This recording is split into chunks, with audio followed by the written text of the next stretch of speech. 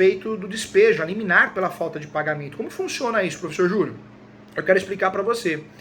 Nós temos o artigo 23. O locatário é obrigado a pagar 23 da Lei 8.245 de 91.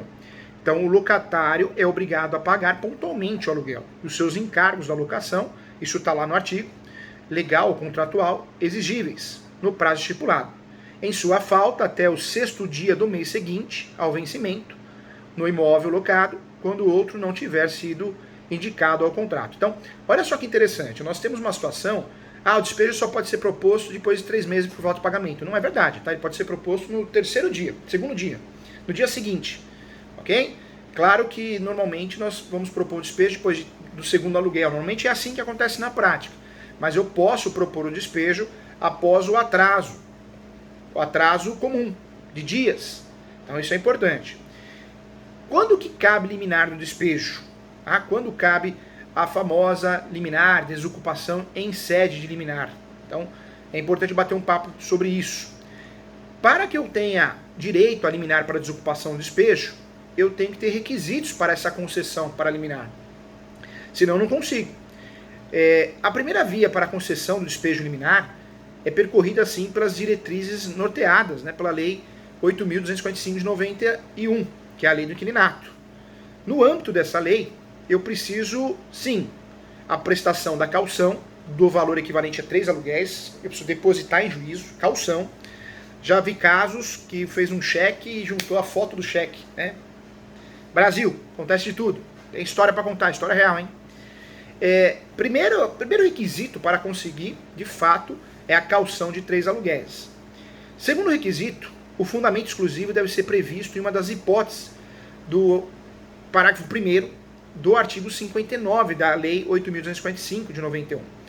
Se você for comigo lá na Lei 8.245 de 91, se você for comigo lá no artigo 59, você vai ver quais são as situações que cabem o despejo em sede liminar. E aí está lá, no parágrafo 1º. Considerar liminar para desocupação em 15 dias. Na prática tem juiz que consegue 30, 40. É verdade. A lei fala que é 15, mas tem juiz que fala, não, esse não é meu entendimento. Você sabe que é assim. Aqui a gente ensina a prática. Independentemente da audiência, da parte contrária, pode propor, se for prestada a caução de 3 meses de aluguel. Vamos lá. Quais são os motivos que podem gerar aí a liminar? A falta de pagamento do aluguel e seus acessórios, sem dúvida nenhuma, estando o contrato desprovido de qualquer garantia. Por isso, a grande vantagem de você fazer um contrato de locação sem garantia é essa, né? Você, na verdade, se não pagar, você consegue fazer ação de despejo, com tutela antecipada, ou seja, liminar, tutela provisória, tutela de urgência para você tirar, desocupar o imóvel. Então, é uma realidade, né? Então, isso também é importante bater um papo sobre isso, porque é uma realidade que você consegue despejar. Em relação à pandemia, ainda vivemos a situação de pandemia, agora mais controlada. Houve sim a lei Covid, que suspendeu os despejos durante um lapso temporal. Mas agora, que é a lei 14.010, né, 2020, eu escrevi um livro sobre essa lei. Mas já foi, né, não está em vigência mais.